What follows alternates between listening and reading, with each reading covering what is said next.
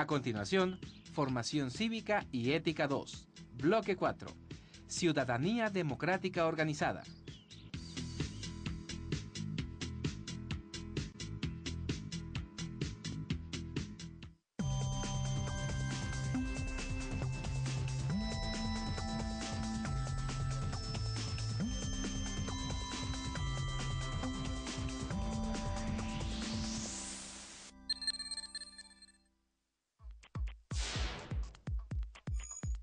Programa 39. Ciudadanía Democrática Organizada.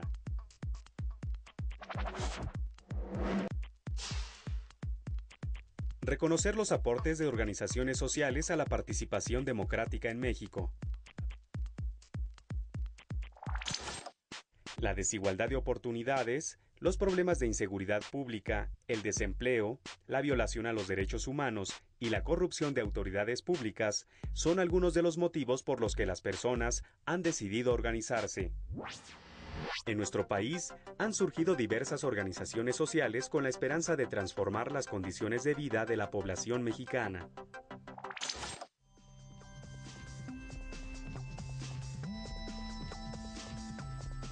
Hola, bienvenidos a este espacio de diálogo y reflexión, donde platicaremos con adolescentes inmorales. En este programa hablaremos de los aportes que han hecho las organizaciones sociales a la construcción de la democracia en México.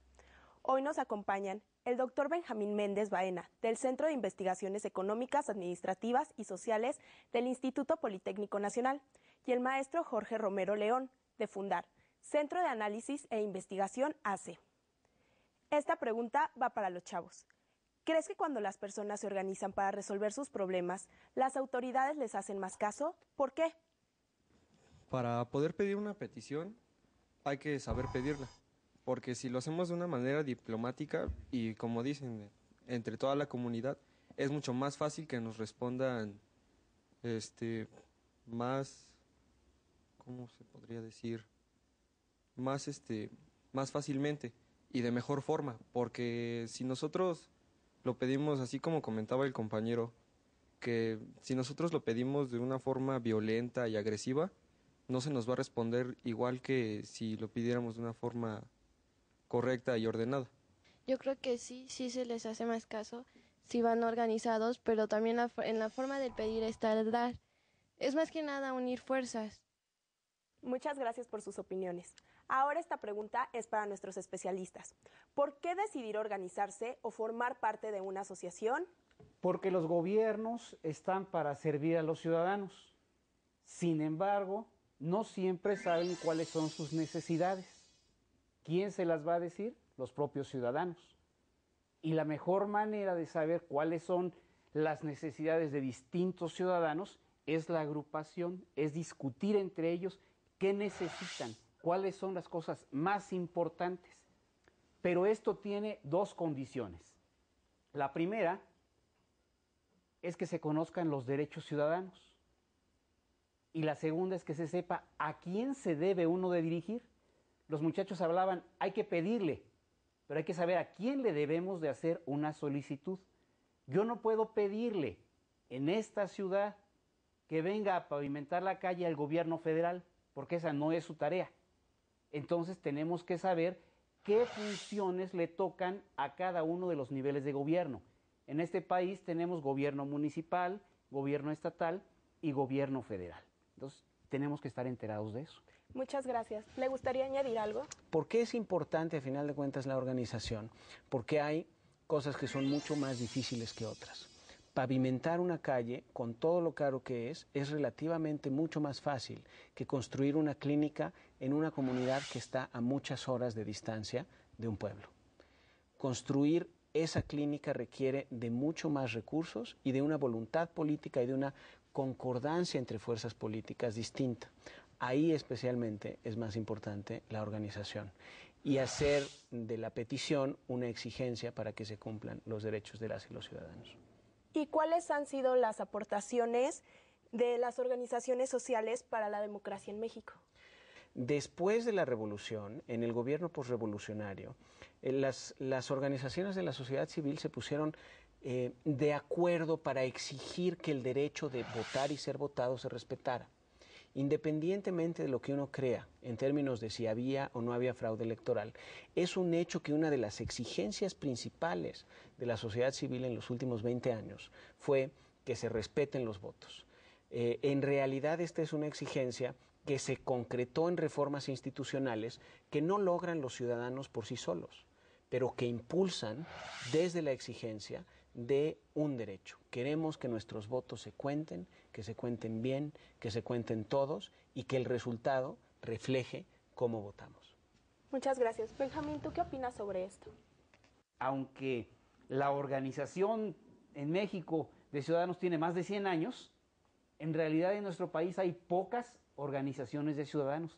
Requerimos de muchísimas más y requerimos que sobre todo los jóvenes se unan en la escuela, en el grupo, en el barrio, en la colonia, que se organicen para disfrutar, para divertirse, para demandar cuando necesiten una cancha de fútbol, por decir algo, para demandar que necesitan que se ponga, no sé, que ¿les gusta la pista de hielo?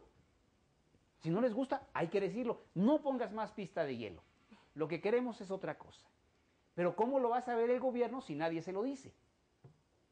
No tiene mucha validez si lo decimos entre nosotros tomando el café, si lo decimos en nuestra casa. Se va a saber en la medida en que lo hagamos de conocimiento del gobierno. Gracias. Chavos, nos gustaría saber cómo han beneficiado las organizaciones sociales a su comunidad.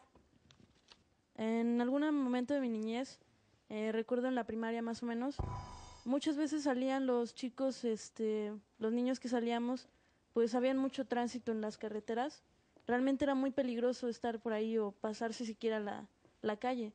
Entonces, al ver esto, yo creo que las mamás, las madres de familia, sobre todo, que son las que están a cargo de la seguridad de los niños, y en especial también la escuela, pues se organizaron en aquel entonces para tratar de poner vigilancia en cuanto a lo que era el tránsito de los coches. Incluso las mismas madres o padres de familia se turnaban. Es decir, a veces salíamos como a las 12:30 de la tarde y en ese momento ya ponían vallas para que no pasen los coches, al menos en el momento en el cual los chicos salían de la escuela o iban hacia la escuela. Eso era una medida de la cual yo tomo un ejemplo como una organización social. Esta pregunta es para nuestros especialistas. ¿Por qué existen tantas organizaciones de este tipo en nuestro país? Jorge. Porque hay muchas necesidades y tantas como son, debería haber más. La mayor parte de las y los ciudadanos de este país se organizan para hacer de sus necesidades peticiones, exigencias en relación con la autoridad, como decíamos ahorita, con distintos niveles de autoridad para distintas dependencias. Alrededor de esas dependencias hay mucho trabajo, muchos recursos, muchos programas, muchos planes, pero como decía el doctor Benjamín, la mayor parte de las necesidades tienen que salir de la ciudadanía. La ciudadanía es la que sabe qué y cómo quiere, por ejemplo, que se organicen los policías para hacer los rondines, dónde quieren que se ponga la clínica, cómo se podría organizar mejor el tránsito de vehículos o el flujo de estudiantes para que no represente un peligro el cruce. En general, la mayor parte de estas necesidades se reflejan en peticiones claramente articuladas alrededor de montones y montones de tipos de cosas que se piden. Esa es la razón principalmente por la cual hay distintos tipos de organizaciones, desde las que trabajan especialmente con policías, las que trabajan haciendo análisis de presupuestos, las que trabajan organizando a jóvenes para ayudarles a salir de situaciones de violencia o conflicto en sus comunidades, las que trabajan con apoyo para grupos vulnerables, particularmente alrededor de algunos problemas de salud y ese tipo de cosas. Son muchas necesidades, son muchos tipos de ciudadanos, son muchas organizaciones por esa razón. Muchas gracias. Benjamín, entonces en países donde hay menos problemas, ¿hay menos organizaciones? Se requiere que las organizaciones tengan vida, que la gente entonces participe, decida, discuta en ellas y que después verifique que quien está encabezando lleve sus demandas.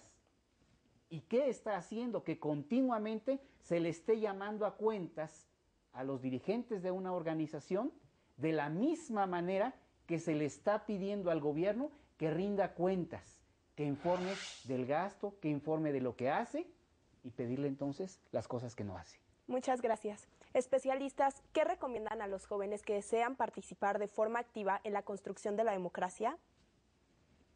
Benjamín. Hay que pedirles a ustedes y a todos los jóvenes, creo que esto es lo más importante, que apliquen los derechos.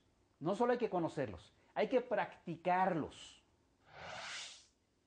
Se dice continuamente en esta época electoral en la televisión, prepárate para el voto y piensa, y saca tu credencial, y etcétera. Pero hay que enterarse, hay que informarse y efectivamente hay que ejercer los derechos. Porque si no los ejercemos, entonces las cosas no van a mejorar.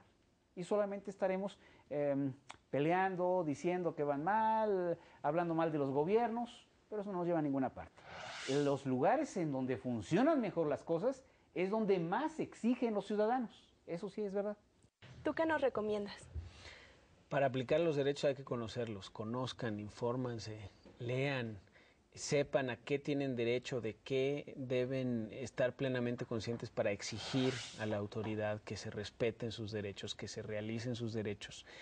Es muy importante también que participen en el sentido amplio, no solamente cuando tienen un problema, sino cuando alguien se acerca a ustedes con alguna solicitud. Es importante que sean congruentes en el sentido que acaba de mencionar el doctor, no solamente en términos de exigir lo que es importante para ustedes, sino de exigir lo que creen que es importante en su entorno, en la sociedad a la que pertenecen, en la comunidad en la que viven, en la escuela en la que estudian. Y es bien importante que exijan congruencia también en su entorno inmediato, a sus amigos, a sus padres, a sus autoridades, empezando por el profesor y el prefecto y el director de su escuela, y de ahí a todas las autoridades en relación con las cuales están ustedes en contacto. La autoridad, este es un principio de filosofía política, depende de ustedes. El ejercicio de autoridad de todas las autoridades, en todos los órdenes de gobierno, en todas las dependencias, sale de ustedes, de su voluntad para participar, de su voluntad para darle a esta comunidad política estas características. Es bien importante que tengan bien presente siempre que ustedes son la fuente de la autoridad, que ustedes son los receptáculos, las personas en función de las cuales existen los derechos. Los derechos no existen en abstracto, existen porque ustedes como personas son las receptoras, los detentadores de esos derechos. Eso, si no se les olvida eso, cuando algo les falte, van a tener, creo, la capacidad para organizarse y exigirlo. Eso es lo más importante ahorita y en el futuro. Gracias a nuestros especialistas por sus aportaciones y a ustedes jóvenes por acompañarnos. Esto ha sido todo por hoy. Los esperamos pronto en otro programa de Adolescentes in Morales. Hasta la próxima.